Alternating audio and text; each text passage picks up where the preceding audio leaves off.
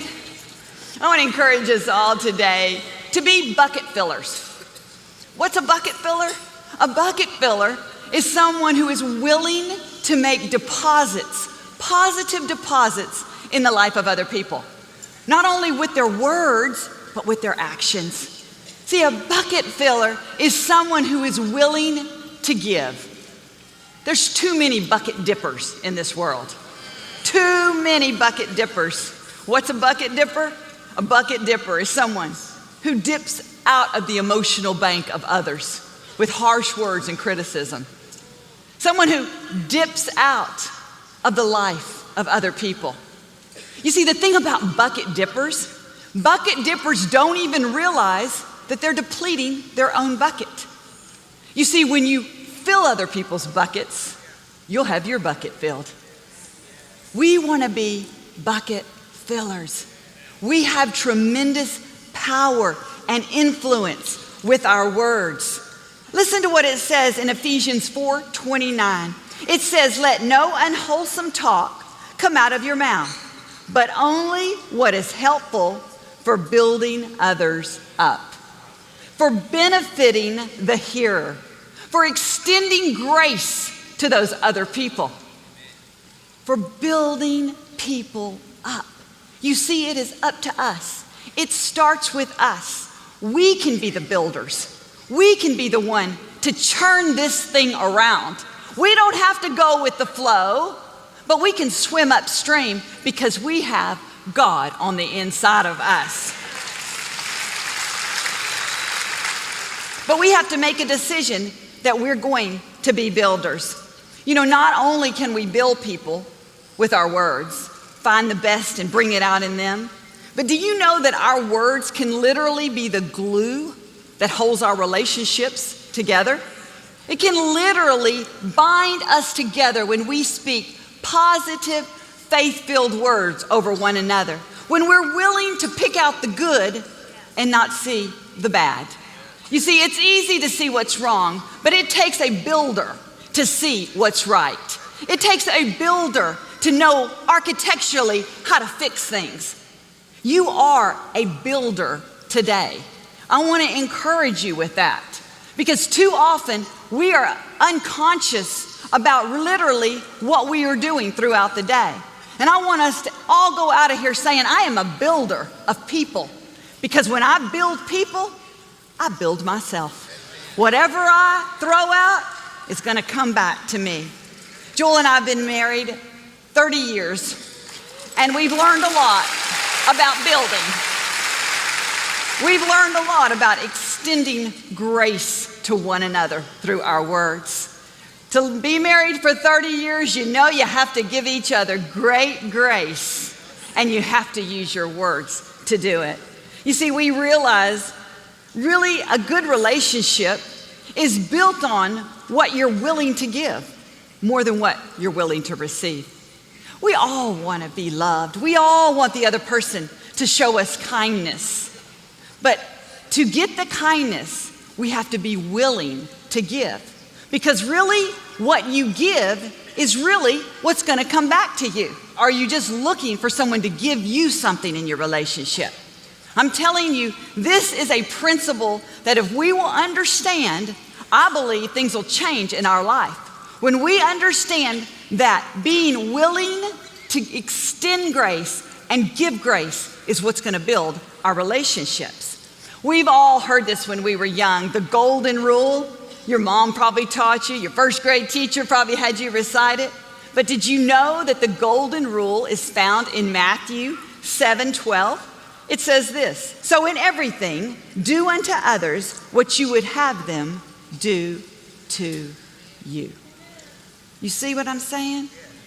Do unto others what you would have them do unto you. You know, I think about this. When you go buy a shirt or you're going to go buy an outfit at the store, you don't just run into the store and blindly grab something, pay for it, run out the door and put it on. No, you choose wisely. You go in, you look at the clothes, you decide what's going to work for you, what will be the best for you. You take time and effort. You buy those clothes, you take them home, and you put them on. You take time to clothe yourself.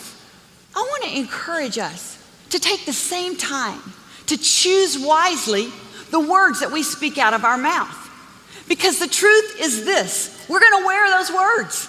We are going to be a product of what we say. We are going to eat from the fruit of our lips.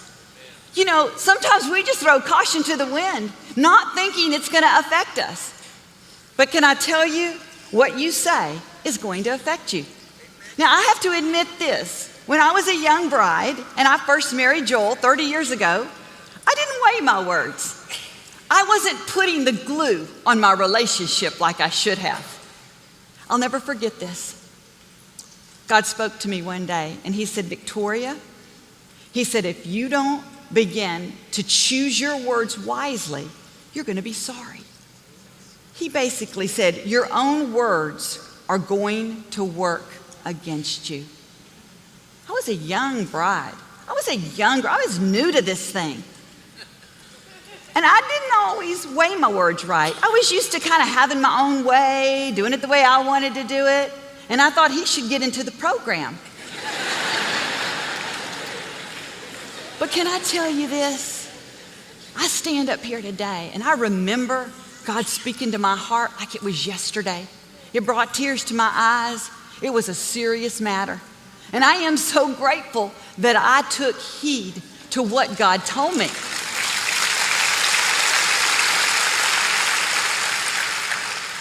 I began to think about what I was building. I began to think about the grace that I was extending. You see, I wanted a man that was successful. I wanted a man that believed in himself, that had confidence. I wanted to be the buoy that pushed him up, not the anchor that pulled him down. I began to say what I wanted, not what I saw or what I thought I saw. I began to see the good and bring out the good. Now, can I tell you to this day, I am not perfect, but I make far more deposits than I do withdrawals. Far more deposits than I do withdrawals. It's kind of like your bank account. If you keep writing those checks, you're going to go bankrupt. You got to put checks in. You got to fill that account before you think about pulling anything out. So today, I just want to encourage every one of us. We can create a life that we want with the words that we speak. If you want grace, you better extend grace because we're all becoming. I think about Peter. He was a disciple of Jesus. He walked with Jesus. And if you read about Peter's life, sometimes he was impatient. He would say things he shouldn't. In fact, his name, Simon Peter, actually means pebble. And I'm sure some of the things he did, he felt like a pebble some days. But you know what? He was Jesus' disciple. And Jesus said, Peter, you're a rock. You see, despite Peter's personality, Jesus called the rock out in him. He spoke to the potential. And we are the church of the living God. We've got to speak to each other's potential. We are building this on a solid foundation, on a rock. We can't be influenced by what we see. We've got to make a decision that we are builders, because I can tell you, if you extend grace, you will have a grace extended to you. We can all be better. We're learning, we're growing, we're becoming, we're in the process. We're creating Peters all around us as we create the Peter on the inside of us. Remember, you're a bucket filler. Stop and choose your words wisely, because I believe when you do that, when you're willing to extend grace, that same grace will come back to you. Amen? Amen. He's an awesome God. Your partnership makes this ministry possible. Your faithful and consistent monthly support makes you a champion of hope.